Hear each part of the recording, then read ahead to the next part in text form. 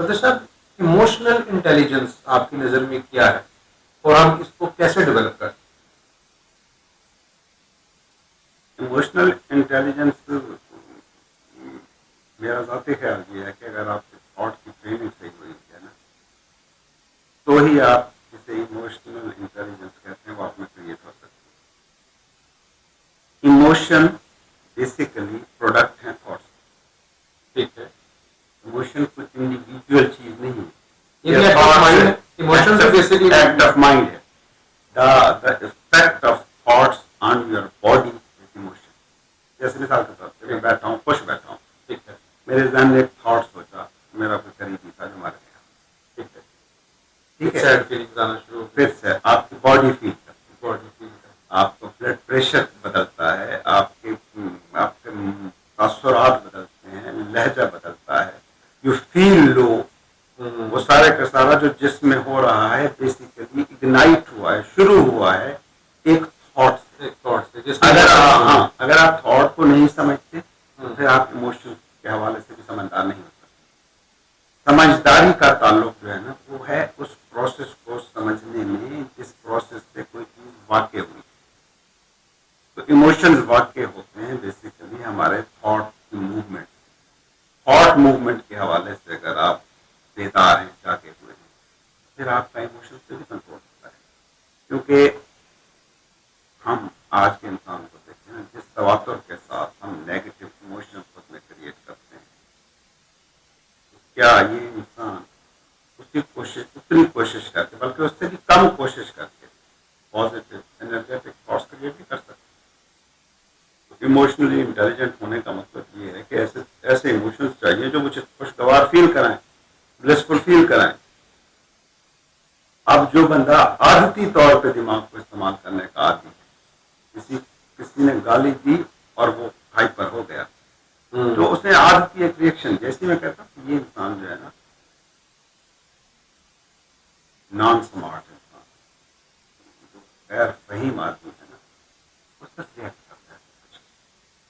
एक थाट आया और आपकी सारी इमोशनल हालत बदल गई। वो इमोशनल हालत जो आप पॉजिटिव रख सकते थे, आपको नेगेटिव लेके सारा दिन, उसी दिन आप अपने आप पर बीते जो इमोशंस हैं उनका जायजा लें, कितने नेगेटिव थे, कितने पॉजिटिव इमोशन भी आपने क्रिएट किया है। यू थॉट ऑफ मेरे पास इतने पैसे हैं, मैं इस पर इन्वेस्ट करूंगा, वहां पर उससे इतना नफा आएगा, फिर मैं वहां जाऊंगा सैर करने और ये करूंगा और वो करूंगा, फील वेरी गुड। तो आपने एक हालत क्रिएट की ना। आपके पास अगर ये इख्तियार है कि blissful pleasant feeling, pleasant emotions को क्रिएट कर सकते हैं, तो आप क्यों कर रहे हैं? यहाँ पे फिर मेरा बुनियादी मफरूजा यहाँ पे फिर मैं लागू करता हूँ कि ईगो को मनफी थॉट्स और मनफी इमोशंस, ईगो हमारी अना नेगेटिव एनर्जी में ज्यादा वाइब्रेंट होती है, ज्यादा पावरफुल होती है। मैं ही मैं रह जाता हूँ जब आती है ना उससे नेगेटिव फीलिंग, किसी से बात करने को दिल नहीं, फिर मैं ही मैं बैठा रहूँगा, कमरे में भी कोई ना आए, फिर मुझसे बात भी ना करे। लेकिन जब आप खुश होते हैं तब ऐसा नहीं होता, तो बाहर जाते हैं, लोग बैठते हैं, ईगो कमजोर होती है। इसलिए ईगो हमेशा कोशिश करती है कि नेगेटिव थॉट पैटर्न जो है ना वो मुस्तहकम। तो सर, क्या सेल्फ टॉक जो हम करते हैं उससे भी ईगो जनरेट होती है? सेल्फ टॉक की नेचर है, अगर आप पॉजिटिव सेल्फ टॉक करने वाले हैं ना, तो उससे ईगो कमजोर होती है। पॉजिटिव अफर्मेशन इसे हाँ, वीक करती है। पॉजिटिव अफर्मेशन, नेगेटिव अफर्मेशन देखें ना, अफर्मेशन पूरी तारीख में, चाहे वो मज़ाहिब की तारीख हो, जिक्र कहते हैं, बार बार रिपीट करना, या जदीद दुनिया में अफर्मेशन वो काम करते हैं। इवन लोगों की जिंदगी में जैसे हमारे आज के इंसान की जिंदगी हो गई है, अफर्मेशन ज़्यादा ताकतवर है। जो हमारी नेगेटिविटी है, नेगेटिव इमोशंस जाग रहे हैं, ये गौर करें ना, ये है क्या? ये नेगेटिव अफर्मेशन हैं जो इर्द गिर्द से सुनते हैं, तुम कुछ नहीं कर सकते, तू निकम्मा है, तू नाकाम है, इर्द गिर्द से सुना, फिर आपको फिर ये वही बातें करने लगे, नेगेटिव इमोशन पैदा हो रहे हैं, नेगेटिव थॉट्स पैदा हो रहे हैं। तो पॉजिटिव अफर्मेशन जो असल में, एक तो वैसे मैं टॉप और लोगों को ज़्यादा कायल मैं ये समझता हूँ कि जो टॉक्स है ना, जो लफ्ज है, वो ज्यादा ताकतवर वही है जो आप अपने आप से, अगर आपको अपने साथ जो बातें करते हैं ना उससे इख्तियार मिल जाए तो आपकी जिंदगी बदल जाए। यानी कि हम इतने वर्नरेबल हैं कि हमारा जो सेल्फ टॉक है उस पर भी कंट्रोल नहीं है। नहीं है, तो इसकी वजह ये है कि जिसे हम ईगो कहते हैं ना कहते हैं, वो हम हैं ही नहीं। वो सारे का सारा सोसाइटी है। मेरा नाम सोसाइटी ने दिया, मेरा स्टेटस सोसाइटी ने तय किया, कौमियत मजहब सब सोसाइटी ने तय किया है। ठीक है, तो वो जब आप ईगो के जेर असर हैं तो जो आप सेल्फ टॉक भी कर रहे हैं वो आप ही कर रहे हैं। आप खूबसूरत हैं, आप बदसूरत हैं, ये आपको 10 लोगों ने कहा है इसलिए आप अपने आप से कह रहे हैं। ये सेल्फ टॉक कम होती है, होती रिफ्लेक्शन उसकी का है जो सोसाइटी बातें कर रही है। जो ईगो भी जो बढ़ती है जब आप अकेले डेटा की वजह से। हाँ, जब आप अपने साथ बैठ के अकेले में बातें करें ना, और कहीं मैं क्या बात कर रहा हूँ, मतलब 2 घंटे से मैं परेशान हूँ, कारोबार में नुकसान हो गया, मैं उस नुकसान को बार बार सोचता हूँ, बार बार सोचता हूँ, बार बार सोचता हूँ। उस वक्त सवाल उठाना यार, ये जो थॉट क्रिएट हो रहे हैं, ये जो बातें मैं खुद से कर रहा हूँ, ये मुझे दुखी कर रही हैं, एंजाइटी कर रही हैं, जिंदगी के तजर्बे को नॉन प्लेजेंट कर रही हैं। तो मैं बदल के देखूं। जैसे ही आप इस थॉट पे पहुंचते हैं ना, आप अलर्ट हो गए। और अलर्ट हालत में आपको बताता हूँ कि सबसे बड़ी नेकी है, या सूफियों की जो सबसे बड़ी टर्म है ना, वो है यही हजूरी, बी प्रेजेंट, हालत हजूरी।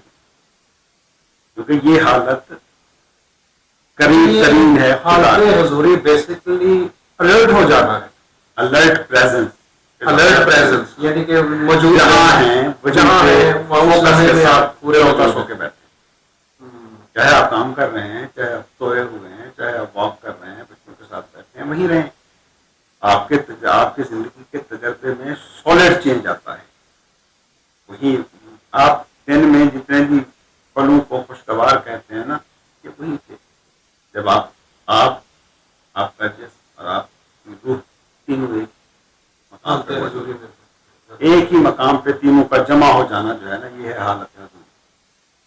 तो सर, ये इंट्यूशन क्या है आपके नजदीक, और ये जो इंट्यूशन है क्या ये डिसीजन मेकिंग में कोई हेल्पिंग टूल के तौर पर इस्तेमाल होता है? जो दुनिया के बड़े बड़े फैसला साज रहे हैं या कामयाब लोग रहे, उनके फैसले ज्यादातर इंट्यूशन से ही आते हैं।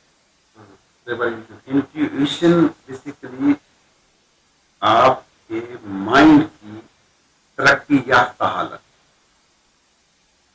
इस मिसाल के तौर पर मैं यूं कहता हूं,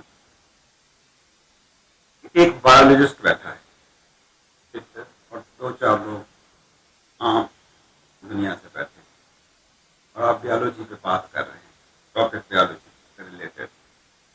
वो जो बात करेगा, वो जो पॉइंट ऑफ व्यू देगा ना, वो सॉलिड, वो लगेगा कि वजदानी है आम माइंड सेट के लिए। उसकी वजह क्या है? उसकी वजह यह है कि उन थॉट्स पर, आम थॉट्स पर वो ज्यादा सोच चुका है। बायोलॉजी से रिलेटेड थॉट्स पर उसका काम है काफी सारा, तो उसकी स्टेटमेंट है जो ज्यादा इंट्यूटिव लगेगी। जो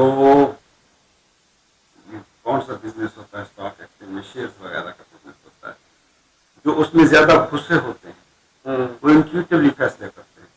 अच्छा, शेयर बेचने हैं या खरीदने हैं, जो तगड़े हैं, कामयाब लोग हैं ना, उसमें तो उनका इंट्यूशन बता रहा होता है। इंट्यूशन क्या है कि उस पर थॉट प्रोसेस उनका काफी सारा ज्यादा चल चुका है, काफी सारा उस पर वो सोचते रहे हैं, जिंदगी में काफी सारा टाइम उसे दिया है, इसलिए उसकी गहरी हालतों का भी पता लगता है। तो उनका जो फैसला होता है ना, इसलिए हम कहते हैं कि ये इंट्यूटिव फैसला है। यानी कि जो इंट्यूटिव डिसीजन है बेसिकली वो बैकग्राउंड में जो थॉट्स हैं, हाँ, तो इन थॉट्स पर आप ज्यादा सोचते रहे हैं। अच्छा, वो इन थॉट्स के हवाले से आपकी ट्रेनिंग हुई है। तो ये एक ख्याल के इंट्यूटिव लाइक और रेलम से नहीं है। अच्छा, ये थॉट्स की सडन थॉट नहीं, सडन थॉट।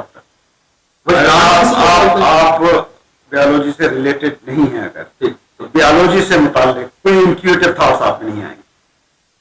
हाँ, ये भी है। इंट्यूटिव थॉट्स आएंगे तो उसी टॉपिक पर आएंगे जिस पर आपके थॉट्स काम करते रहे, जिस पे आपके माइंड की ट्रेनिंग हुई हुई।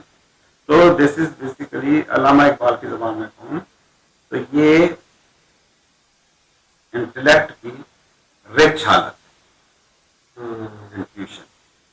इसका ताल्लुक इससे नहीं है कि कहीं किसी और realm से आप रूट्स जो है वो थॉट से ही है Thought से ही। और स्टोर डाटा से ही है।